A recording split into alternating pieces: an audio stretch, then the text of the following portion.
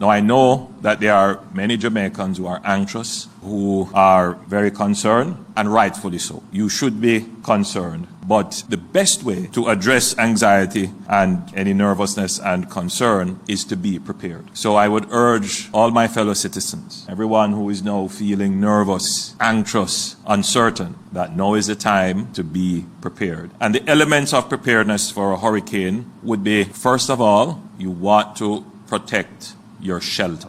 That's absolutely critical, because in a hurricane, you would need to be somewhere where you can be sheltered. Roofs, windows, start there. Battening down. I noticed that many Jamaicans are putting building blocks on their zinc and so forth. That is a solution, but a better option would be to use sandbags, which stay longer and are not likely to be blown off. If you can find plywood or anything of that form to protect your windows, that would be useful. We always say to remove threatening branches from trees. We have seen one incident where someone was injured trying to do that, so we advise that if you're doing that, be super careful in doing that. The next layer of preparation would be to look for areas that are vulnerable to flooding. If you find that your yard is below road level or in a water zone, meaning you have built in a river course, you're on a slope, you're near to the sea, you're in a low-lying area, you're close to or on a gully bank, or historically,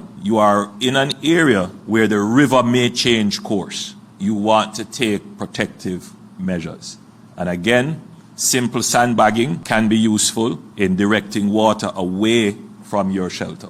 Once you have sorted out your shelter issues, then you have to look for sustenance, food and water. Make sure that you have food that is non-perishable and water that is in proper containers, scaled to the number of persons who live in your household. Then you want to look for ensuring that you have at least some form of lighting, because it is highly likely that the electricity will go either preemptively or as a result of the storm itself. Batteries and flashlights are recommended. You know, the good old home sweet home lamp is always there, but we're always very careful, last resort. Batteries and flashlights, today's technology with LED lights, you can have lights going for a little while in the night. Solar lamps are always good to have. These are things that you would want to have in your possession. Of course, in today's world, telecommunications is important. Make sure you have at least some credit if you use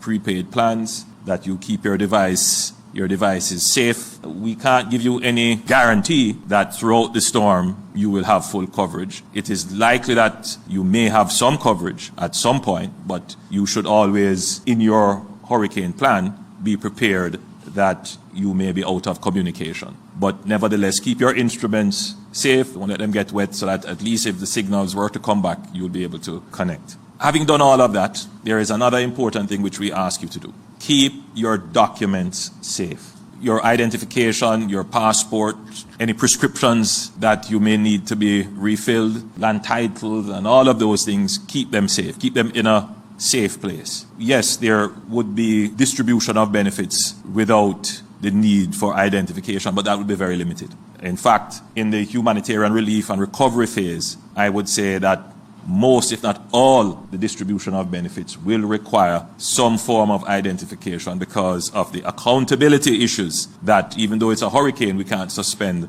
accountability. So keep your identification safe.